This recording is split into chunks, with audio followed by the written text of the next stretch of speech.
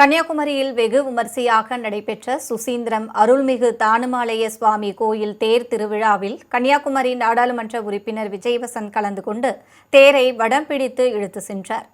கன்னியாகுமரி மாவட்டத்தில் மன்னர்கள் கால வழிபாட்டு தலமும் மிகவும் பிரசித்தி பெற்ற சுசீந்திரம் அருள்மிகு தானுமாலய சுவாமி கோவிலில் தேர் திருவிழா நடைபெற்றது.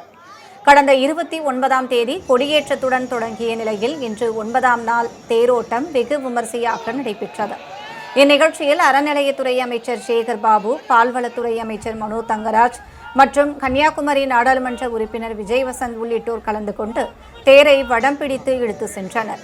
பின்னர் செய்தியாளர்களை சந்தித்த அறநிலையத்துறை அமைச்சர் சேகர் பாபு, தமிழகத்தில் உள்ள 12 திருக்கோயில்களுக்கு திருத்தேர்கள் 1.85 கோடி ரூபாய்க்கு செய்யப்பட்டுள்ளதாக தெரிவித்தார்.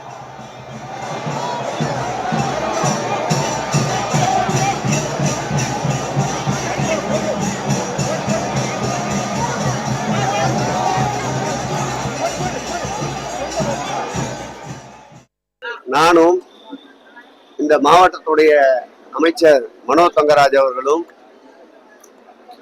இந்த மாவட்டத்துடைய முன்னாள் அமைச்சர் சுரேஷ் ராஜன் அவர்களும் நாடாளுமன்ற உறுப்பினர் தம்பி வசந்த் அவர்களும் இந்த மாவட்டத்துடைய ஆட்சியாளர் அவர்களும் பொதுமக்கள் ஒரு சேர இந்த தேர் திருவிழாவை துவக்கி வைத்ததில் மட்டற்ற மகிழ்ச்சி. கன்னியாகுமரி மாவட்டத்தை பொறுத்தளவில்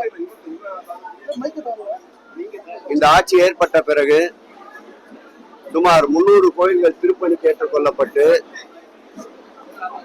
87 திருக்கோயில்கள் இதுவரையில் 127 திருக்கோயில்கள் குடமுழுக்கு காணப்பட்டிருக்கின்றது.